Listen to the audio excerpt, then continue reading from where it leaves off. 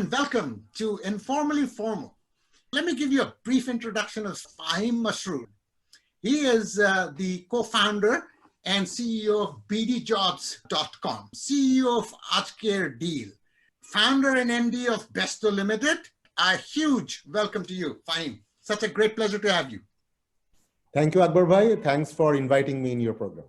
Absolutely. The pleasure is all mine, Fahim. Very truly, very truly. Let's go into today's topic. So we said that we are going to be talking about digital Bangladesh, the present and the future.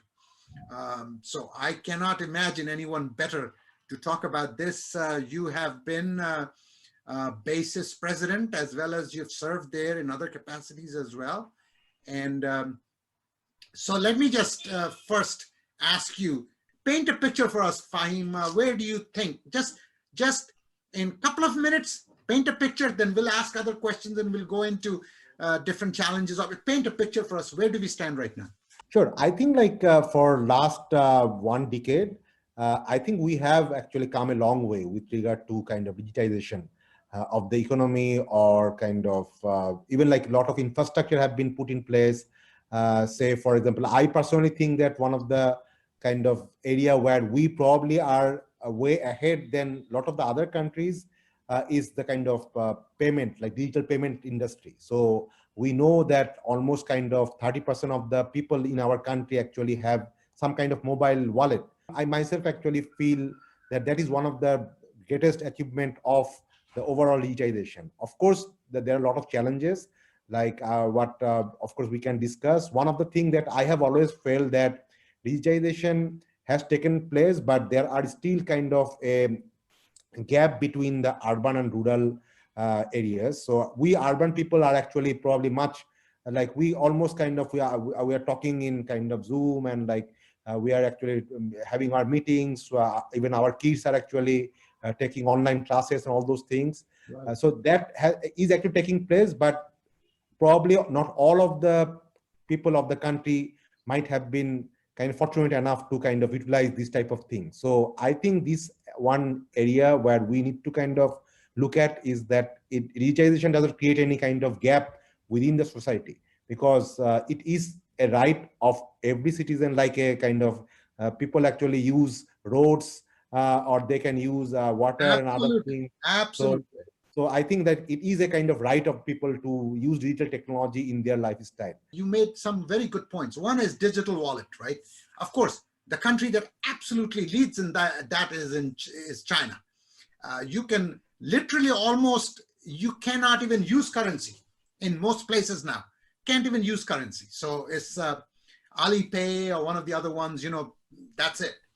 So in Bangladesh, through bKash and some of the other ones that got started and stuff. So that's a great, great stride. However, you're also right about the fact that broadband is mostly in the urban areas. So rural areas have data, but, broadband penetration needs to get there. Yes, and those data are very expensive. Like these 3G or 4G are very expensive, and also not always available in some places as well. Yes, absolutely. So I'm in agreement with you. If you watch some of my programs, you'll see something else that you mentioned. I have often been saying there is this one country where internet is completely free. I personally believe, and exact words that you used, in the information age, this is like your road and your bridges and stuff like that. You give it to the people and watch what happens in return. So let me now ask you, okay, we have heard people, many people boldly say that, hey, we need to get to 5 billion by 2025. We sit at about 1 billion right now. So is it possible, you think, that we could get to 10 billion? I have a little bit kind of different perspective than probably a lot of the other kind of industry of my industry colleagues. So I think that we have been too much focused on kind of how much like dollar we are actually earning through this software or IT thing. I think that probably the right question should be how many kind of employment we can actually create, because like you see Bangladesh is a very kind of a country where we are talking about kind of like demographic dividend or whatever, because we are very extremely kind of young country. There are like 60 or 70% of the people are young. So, but I think like we all know, government knows, everyone knows that the greatest challenge of the country or our society is actually creating employment, because and all the statistics, whether it is World Bank or ILO, they all say that the kind of unemployment rate among the kind of uh, like educated part of the society is quite high, and probably it is one of the highest in the world. Like almost 50% of the people coming out of colleges or universities are actually unemployed. Of course, like we are earning a lot from our people who are actually staying across the country. Like even like in COVID time, our remittance income grew almost kind of 30-40%, and that is a big achievement. But I think the major challenge is actually creating employment opportunity to the youths of the country. So on that context, I think this outsourcing, whatever we say outsourcing, or even like there is a big demand can be created within the domestic market that can actually uh, create a lot of opportunities for this youth. And just the point that you just mentioned about making internet available across the society almost free of cost, these type of things can actually empower the youth so that they can actually earn on their own. They don't need to actually, all of them need to work in formal organizations like in banks or those type of things. Like they even staying at their home, they can earn, and they can actually engage themselves either in companies like us or in our lot of local companies, or even they can actually now, or we all know that the world is moving towards like work for home because of this thing. And people, a lot of the Western companies have actually learned that you don't need people to like come to your office. So once they have learned it, now then their next step would be how to minimize cost. So I am much more interested about how many people we could actually employ, not on how much dollar we are actually getting in. On a broad stroke level, I agree with you. Okay. But let me tell you, there's nothing wrong with that. And you know why? The reason being, initially when you're starting up, okay, you're going to be doing lower level work. So consequently, you'll have employment generation. As you do more value added, more higher level, that's when it starts becoming smaller. So to start with, it is automatic. We will have mass employment, like in call centers and stuff, employs a lot of people. And you're right. We enjoy demographic dividend right now, where 60% of the population is under 35. So, but it's not going to last forever. And I also agree with you that we have about 2 million people join the workforce. That we need to be doing something about them. I'm an employer. I cannot even begin to tell you how difficult it is for me to find someone that can truly just think. Okay, Fahim. So just because we got so many people with these so-called certificates and stuff, I'm not impressed with that. Like the saying goes, 2% people think, 3% think they think, and 95% would rather hang than think. Akbar, I completely agree with you. I think uh, like this has been a phenomena for particularly, I would say, last like probably few decades, that our academic qualification has become probably almost just a piece of paper. So even when I actually hire people, I actually don't frankly see what CGPA he has actually got from the university. Right. So I think that overall certification led mentality has actually created a lot of kind of bad thing rather than any good thing. So frankly, I also don't actually blame the younger generation, because I think they are also victim of this thing. At the end of the day, the whatever investment the parents are actually giving for their kids to get from university or any academic institutes, is the objective should be to how to make them employable, not just how to have a kind of certificate.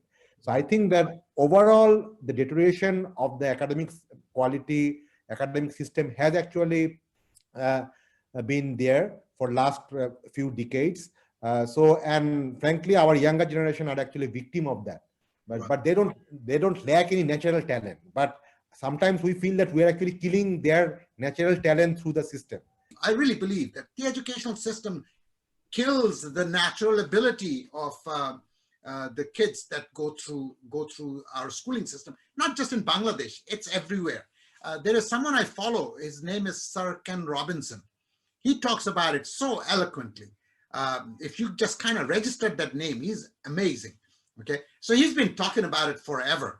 That educational institutions basically kill whatever good that you have within you. So what they do is they just, you know, give you a set of things that you learn and then you regurgitate exam time and that's it. One of the other things I wanted to quickly, that you had mentioned, I quickly jotted down. Yes, agreed. Remittances have gone up substantially last year, but with a word of caution. A lot of people have mentioned these things, okay, in the news and this and what have you. But you got to look underneath the surface. And the reason why is because a lot of these people, before getting laid off or their end of stint, now that with the COVID situation and stuff like that, they've been sending home all their savings. Now, I hope that I'm wrong, Fahim. I hope that I'm wrong. But you will see a substantial reduction this year. What specific government policy reforms would you like to see? One we mentioned, of course, and I've been saying it forever, make internet free. Make internet free, man. And it's not that expensive, by the way, to do that. Watch what happens. I really believe that. I really, truly believe that. What else? What else would you say? Of course, we also have discussed the thing about our HR quality, because I think when we really want to kind of, whether we want to create more employment from outsourcing and or earn more like income, so you need kind of global level people, like say for example, now in this new world, a University of Dhaka student doesn't actually compete with a university of like Chittagong or kind of North South or IUBC. They actually compete with a kind of a university, Delhi University student or Karachi University student or a New York University student. So they need to be kind of equipped on a kind of global level, training or education, whatever you say. So I think that requires a lot of like government investment into terms of quality education and also quality training.